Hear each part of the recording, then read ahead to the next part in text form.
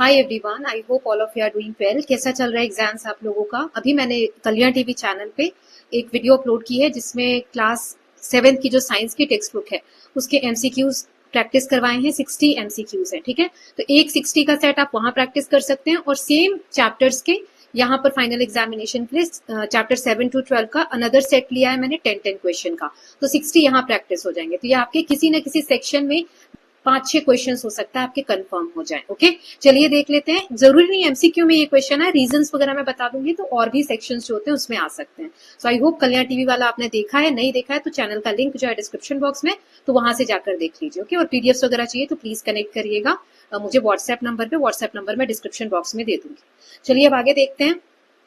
तो चैप्टर 7 से स्टार्ट करते हैं। पहला क्वेश्चन है, heat always flows from colder object to hotter object, hotter object to colder object, both direction या नो डायरेक्शन। इसका आंसर है answer number B, heat naturally moves from a hotter region to a colder region, जब तक कि temperature क्या ना हो जाए, इक्वल ना हो जाए। क्वेश्चन नंबर 2 है, which method of heat transfer does not require any medium. जो दूसरे वाले चैनल पे अपलोड किया उससे बिल्कुल अलग क्वेश्चन है ना, न्यू सेट मैंने लिख भी दिया है। कंडक्शन, कन्वेक्शन, रेडिएशन या इवेपोरेशन, किसमें किसी भी मीडियम की जरूरत नहीं होती है। सो it is radiation. Radiation transfer heat through electromagnetic waves and does not need a medium. Then next is, which material is a poor conductor of heat? Copper, aluminium, iron या plastic? इनमें से कौन सा poor conductor है heat का? So it is D, plastic. Plastic does not allow heat to pass easily and is therefore an insulator. Now next is, hot air rises because it becomes, गर्म हवा जो होती है ऊपर की तरफ उठती है। क्यों? क्या हो जाता है? वो heavier हो जाती है, lighter हो जाती है, solid हो जाती है, colder हो जाती है। तो correct answer is, क्योंकि वो हल्की हो जाती है, lighter. When air is heated, it expands and becomes lighter, so causing it to rise. Now next देख लेते हैं। यहाँ lighter है, एक सेकेंड, इसीलिए ऊपर की तरफ उठती है। Now next देख लेते हैं। So convection current mainly occurs in, convection किसमें होता है? Solid, liquid and gases, metals या plastic. So answer is B, convection occurs when particles move freely in liquids and gases. इन दोनों में होता है। Then which of the following is an example of radiation? इनमें से radiation का कौन सा example है? Heating of water in a pot, heat reaching earth from the sun, boiling of milk या heating of iron rod. तो इसका example है sun से जो heat आती है ना, तो heat from the sun reaches earth through radiation. Now next is, why are cooking utensils, जो खाना बनाने वाले बर्तन होते हैं, मेटल से क्यों बने होते हैं? क्योंकि मेटल शाइनी होता है, मेटल स्ट्रॉन्ग कंडक्टर होता है हीट का, मेटल आर लाइट, हल्के होते हैं मेटल्स आर ट्रांसपेरेंट। इसका आंसर है कि गुड कंडक्टर्स होते हैं ये लोग हीट के, तो B is the correct answer. Metals transfer heat quickly making them suitable for cooking. Now land breeze जो है यूजुअली कब होता है? दिन के समय, रात के समय, दोपहर के समय या नून के समय? So answer is B, at night land cools faster than sea, so cool air moves from land to sea. Now Which of the following traps air and reduces heat loss? क्या जो है अपने अंदर air को trap कर लेता है और हीट उससे कम लॉस होती है? Cotton cloth, woollen cloth, plastic cloth या फिर सिल्क क्लॉथ, वुलन क्लॉथ। इसलिए हम ठंड में क्या पहनते हैं? ऊनी कपड़े पहनते हैं। Then movement of warm and cool air that transfers heat is called, जब हीट ट्रांसफर होती है, गर्म हवा मूव करती है या कूल एयर, तो उसमें उसे क्या बोलते हैं उस मूवमेंट को? कंडक्शन, रेडिएशन, कन्वेक्शन या reflection? So correct answer is C, convection transfer heat through movement of particles. अब हम चैप्टर नंबर 8 देख लेते हैं, measurement of time and motion. तो इसमें भी न्यू सेट लिए हुए मैंने एमसीक्यू के। पहला क्वेश्चन है, device used in ancient time to measure time using water. Water का यूज करके कौन सा डिवाइस हमें प्राचीन समय में टाइम बताता था? सनडायल, वाटर क्लॉक, पेंडुलम या digital clock? So answer is B, water clock. Water clock measure time by the steady flow of water. Then next is, motion in which an object repeats its movement after equal intervals is called random motion, periodic motion, circular motion या straight motion. तो answer है जिसमें जो equal interval of time के बाद object जो repeat करता है अपने मूवमेंट को, उसको हम बोलते हैं पीरियोडिक मोशन, बी। ठीक है, periodic motion repeats itself after equal interval of time. Now next is, which instrument uses oscillation to measure time. Oscillation किस में यूज होता है? Pendulum clock, sand clock, water clock या sundial? So pendulum clock is the correct answer, A.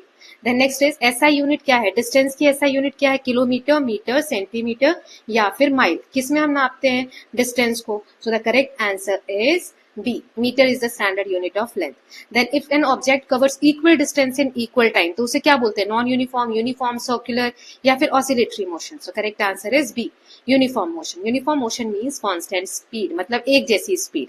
Then next is, अगर एक car move कर रही है अराउंड अ सर्कुलर ट्रैक, गोल गोल घूम दिया है, तो स्ट्रेट मोशन कहलाएगा, सर्कुलर मोशन कहलाएगा, ऑसिलेटरी या रैंडम मोशन, तो सर्कुलेटरी मोशन, ठीक है, सर्कुलर मोशन इसको कहते हैं।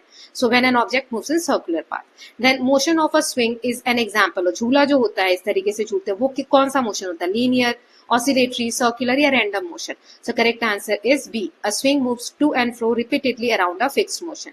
Now position. Now speed अगर increase हो रही है तो speed कब increase होती है, मतलब speed कब ज्यादा होगी, जब distance कम हो जाएगा, time बढ़ जाएगा, या distance increase in same time, या time decrease only. तो इसका आंसर क्या हो जाएगा, सी, मतलब distance increases in same time, मतलब सेम टाइम मिला हुआ है लेकिन डिस्टेंस कम हो गया, तो अब हमें कम गाड़ी चलानी है तो स्पीड क्या होगी, ज्यादा हो जाएगी। So greater distance covered in same times means higher speed. ना स्पीड का फॉर्मूला क्या होगा इसमें से, तो या चारों देख सकते हैं, ये वाला पिछले में भी था, है ना, सो सॉरी ये रिपीट हो गया, but it will help you कि वहां गलत हुआ है तो यहाँ आप सही मार्क कर सकते हो। Speed is equal to distance divided by time. और मैं बच्चों के नाम वहां पर जो नेक्स्ट सब्जेक्ट का एमसीक्यू अपलोड करूंगी ना, उसमें मैं कमेंट सेक्शन ही दिखा दूंगी कि किस किस बच्चों ने मैसेज किया है, किसके कितने मार्क्स आए हैं, तो आप भी यहाँ पर प्लीज मेंशन करिएगा, तो नेक्स्ट वीडियो जो सब्जेक्ट का मैं यहाँ पे एमसीक्यू डालूंगी तो उसमें आपका भी नाम शेयर कर दूंगी। Now next is which motion does the second hand of clock show? जो दूसरी वाली हैंड होती है क्लॉक की वो कौन सा मोशन दिखाती है, सर्कुलेटरी, रैंडम, स्ट्रेट या ऑसिलेटरी। सो ये दिखाती है second hand moves in circular path, घड़ी की सुई इस तरीके से गोल गोल घूमती है ना। देन चैप्टर नंबर 9 देख लेते हैं, लाइफ प्रोसेस इन एनिमल्स। तो फर्स्ट क्वेश्चन है इसका, the process of taking food into the body is called digestion, ingestion, absorption या एसिमिलेशन। सो बी, इंजेशन। जब हम खाना खाते हैं तो उसे हम उस प्रोसेस को बोलते हैं ingestion. Ingestion is the intake of food. The next is the organ where food is temporarily store. थोड़े समय के लिए हम खाना कहाँ स्टोर करते हैं, माउथ में, स्टमक में, स्मॉल इंटेस्टाइन में, लार्ज इंटेस्टाइन में। So the answer is B, stomach में, पेट में, जहाँ पे खाना जो है मिक्स होता है food with digestive juice. Then next is the muscles, muscular tube connecting mouth and stomach, मुंह से लेके पेट तक जो एक पतली सी नली होती है कनेक्ट करती है उसे क्या कहते हैं, इंटेस्टाइन, इसोफेगस, लीवर या pancreas. So oesophagus is the correct answer, इसे फूड पाइप भी बोलते हैं। Then next is digestion of proteins mainly occurs in, protein का डाइजेशन कहाँ पर होता है, माउथ में, स्टमक में, लार्ज इंटेस्टाइन में या लीवर में। So the correct answer is B, that is stomach में, protein digestion begins in the stomach. The next is the liver helps in digestion by producing, liver क्या produce करता है, saliva, bile juice, insulin या oxygen. और digestion में कैसे help करता है, तो लिवर से मिलता है बी, बाइल जूस, ठीक है, bile helps in digestion of fat. Then sixth question is respiration mainly occurs in heart, lungs, liver या किडनी, किसमें रेस्पिरेशन जो है वो होता है, so the correct answer is B, lungs में, lungs exchange oxygen and carbon dioxide. Then next question is blood carries oxygen to body cells through, blood कैसे oxygen carry करते हैं बॉडी सेल्स में, हार्ट के थ्रू, वेसल्स, ब्लड वेसल्स के through, nerves के through या bones के through. So the correct answer is B, blood vessels. Blood vessels transport oxygen rich blood. Then waste products from body are removed through, किस process के through waste products जो होता है हमारी body से रिमूव होता है, डाइजेशन, एक्सक्रीशन, रेस्पिरेशन या circulation. So the correct answer is option number B, that is excretion removes harmful waste substances. Then ninth question is pumping organ of the circulatory system, जो पूरे body में हमारा blood circulate होता है उस pumping organ का नाम क्या है, ब्रेन, लंग्स, हार्ट या किडनी। तो heart is the correct answer, C, heart pumps blood throughout the body. Then oxygen is transported in blood by plasma, red blood cells, white blood cells या platelets. किसके through oxygen transport होता है body में, so the correct answer is RBC, red blood cells carry oxygen using haemoglobin. अब chapter number 10 देख लेते हैं, life processes in. पहला है plants prepare food using, plant किसको यूज करके खाना बनाते हैं, ऑक्सीजन, सनलाइट, नाइट्रोजन या सॉइल। सो मेन जो होता है वो सनलाइट होता है, so B, sunlight provides energy for photosynthesis. Then roots mainly absorb, roots क्या एब्जॉर्ब करते हैं, oxygen, water and minerals, carbon dioxide या sugar. So the correct answer is B, roots absorb water and minerals from soil. Then next is glucose produced in leaf is stored as protein या fat या फिर starch और vitamin। तो glucose कैसे store होता है, so it is stored as starch. C is the correct answer. Plant convert glucose into starch for storage. The next is upward movement of water in plant occurs through phloem, xylem, roots या leaves. Upward movement, पानी ऊपर की तरफ कौन सा इसमें से tissue ले जाता है, तो नेक्स्ट आंसर है जाइलम। जाइलम जो है वाटर और मिनरल्स को अपवर्ड डायरेक्शन में ट्रांसपोर्ट करता है।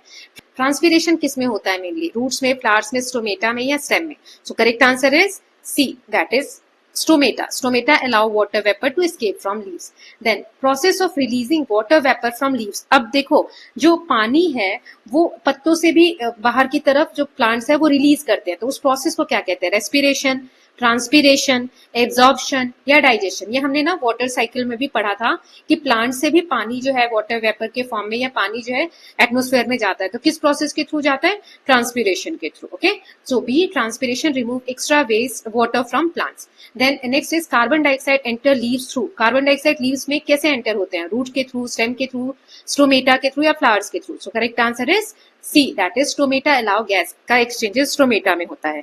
Then next is plant respire mainly during. Plant जो रेस्पायर करते हैं मेनली किस समय करते हैं? दिन में सिर्फ, रात में सिर्फ, या बोथ डे एंड नाइट या इवनिंग ऑनली? सो इसमें प्लांट जो है रेस्पिरेशन करते हैं C both day and night, continuously होता ही रहता है।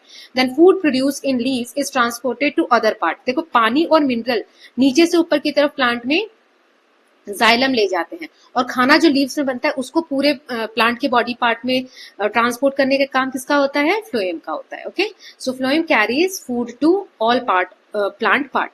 The next is main product of photosynthesis is, जो photosynthesis का मेन प्रोडक्ट क्या होता है? सो ऑक्सीजन, ग्लूकोज, वाटर या नाइट्रोजन? तो correct answer is B, that is glucose. Plant जो है ग्लूकोज फूड प्रोड्यूस करते हैं ड्यूरिंग फोटोसिंथेसिस। तो ये हो गया हमारा chapter number 10। Now chapter number 11 देख लेते हैं। नाउ चैप्टर 11 है light, shadow and reflection. Question 1 देखते हैं। A shadow is always form, कहां पर शैडो फॉर्म होती है? एयर में, स्क्रीन पे, वाटर में या sunlight only? So the correct answer is B, that is a shadow forms on a screen surface or screen where light is blocked. Then next is which surface reflects light best? Rough surface, smooth surface, cloth या paper? So smooth surface जो होता है वो सही से light को reflect करता है। So smooth surface reflect light clearly। मुझे आप लोग मुझ पे गुस्सा मत होइएगा कि मैम इतनी जल्दी आंसर बता देती है। जब मैं क्वेश्चन दूसरा आता है ना तभी आप लोग पॉज कर दिया करिए ना, क्योंकि मैं पढ़ा रही हूँ तो मैं पॉज करती हूँ तो वीडियो लेंथी हो जाती है, इसलिए थोड़ा जल्दी जल्दी मैं बोल रही हूँ। ठीक, नाउ नेक्स्ट देखते हैं। क्वेश्चन नंबर 3 है a mirror works because of absorption, reflection, refraction या रेडिएशन। मिरर कैसे वर्क करता है? So it's through the process of reflection. ठीक है, B, that is mirror reflects light to form images. Now next question is which of the following is translucent. इसमें से translucent कौन सा है? Clear glass, frosted glass, wood या metal? So correct answer is B, translucent material allow partial light.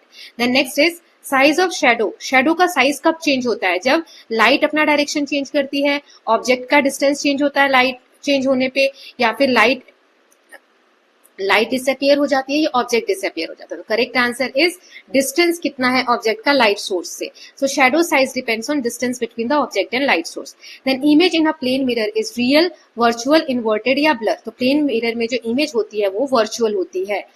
ठीक है, और इसमें हमने एक और वर्ड देखा था लेटरल इन्वर्शन की, लेफ्ट राइट दिखता है, राइट लेफ्ट दिखता है, तो B is the correct answer. Then 7th question है which object allow some light to pass through it. कौन सा थोड़ी सी लाइट पास होने देता है इनमें से? ओपेक, ट्रांसपेरेंट, ट्रांसल्यूसेंट या reflective? So the correct answer is C, that is translucent. Translucent materials allow partial light. Then next is the dark region of shadow, जहां पे बिल्कुल डार्क एरिया होता है शेडो का, उसे क्या कहते हैं? रिफ्लेक्शन, अम्ब्रा, लाइट जोन या हालो? हेलो, तो इसका आंसर है umbra. Umbra is the darkest part of the shadow. Now which object can not form a shadow. इसमें से कौन सा शेडो नहीं बना सकता? Glass sheet, wooden block, metal box या स्टोन? सो जो ट्रांसपेरेंट होगा तो उसकी शेडो नहीं बनती है, तो ग्लास शीट है ना, तो A is the correct answer. Transparent object allow light to pass, इसलिए शेडो नहीं बनती। Then when light strike a mirror and bounces back, जब लाइट मिरर पे जाती है और दोबारा से बाउंस होता है तो उसे क्या कहते हैं? रिफ्रैक्शन, रिफ्लेक्शन, एब्जॉर्प्शन या डिस्पर्शन? तो correct answer is B, that is reflection, is the bouncing back of light. अब चैप्टर नंबर 12 देख लेते हैं, earth, moon and the sun. MCQ के सेट देखते हैं, न्यू है। पहला है earth axis passes through the. अर्थ का एक्सिस कहां से पास हो रहा है? इक्वेटर से, नॉर्थ एंड साउथ पोल से, ट्रॉपिक से या कॉन्टिनेंट से? सो the correct answer is B, that is axis is the imaginary line that passes through poles. North से साउथ पोल इस तरीके से पास होती है, थोड़ी तिरछी है। Which movement of Earth causes season? कौन सा अर्थ का मूवमेंट है जिसकी वजह से सीजन होते हैं? रोटेशन, रिवोल्यूशन, ऑसिलेशन या वाइब्रेशन?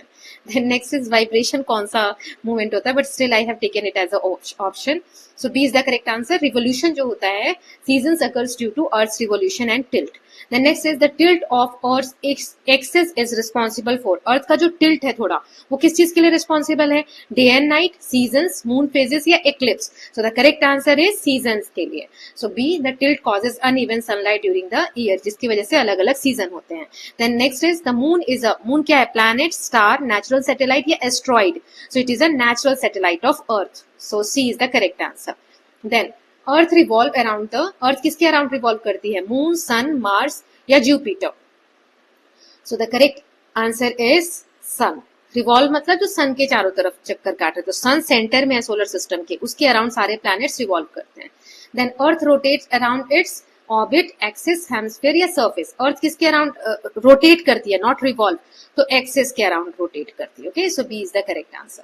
देन 7th क्वेश्चन है apparent daily movement of star, star की जो डेली मूवमेंट होती है वो किस कारण से होती है, एपेरेंट मतलब हमें लगता है मूव कर रहे हैं लेकिन स्टार मूव नहीं कर रहे, तो किस कारण से, क्योंकि स्टार मूव करते हैं, अर्थ रोटेशन करती है, मून का मूवमेंट होता है या सन का मूवमेंट होता है, क्योंकि अर्थ रोटेट करती है। B is the correct answer, earth rotation makes stars appears to move. Now question number 8 है when the earth blocks sunlight from reaching the moon it is called, जब अर्थ ब्लॉक कर रही है सनलाइट को तो वो क्या कहलाता है, सोलर एक्लिप्स, लूनर एक्लिप्स, सन एक्लिप्स या प्लैनेट एक्लिप्स। सो अर्थ शैडो, अर्थ जो है वो रोक रही है ना लाइट, तो मून हमें नहीं दिखेगा, इसीलिए क्या होता है, ल्यूनर एक्लिप्स। लूनर मतलब होता है चांद, ठीक है। So earth shadow falls on moon during a lunar eclipse.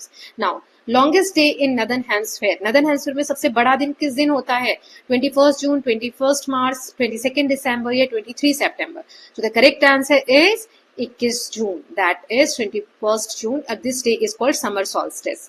Then next is the path of earth around the sun, sun के अराउंड जो अर्थ का पाथ है उसे क्या बोलते हैं, स्क्वायर, सर्कुलर, ओवल शेप या स्ट्रेट, मतलब किस शेप का है वो। So correct answer is C, that is the earth orbit is slightly oval shaped. तो इसके साथ हमने सारे 60 क्वेश्चंस देख लिए, किसको कितने मार्क्स आए हैं प्लीज लेट मी नो। और नेक्स्ट मैं कौन से सब्जेक्ट का अपलोड करूं वो भी बता दीजिए, सोशल का कर देती हूँ या फिर आप लोग जो ज्यादा कमेंट्स होंगे उसके मैं इसी तरीके से जो भी चैप्टर्स आने वाले उनके एमसीक्यू अपलोड कर दूंगी। ओके, पीडीएफ्स वगैरह चाहिए किसी भी चीज की तो आप प्लीज मुझे कनेक्ट कर सकते हैं, व्हाट्सएप नंबर डिस्क्रिप्शन बॉक्स में, और दूसरे वाले चैनल पे भी वीडियोस अपलोड है तो वहां भी जाकर देख सकते हैं। So I hope all of you are loving these videos. If you are doing so please like and share it and don't forget to subscribe the channel for more such videos. Thank you so much.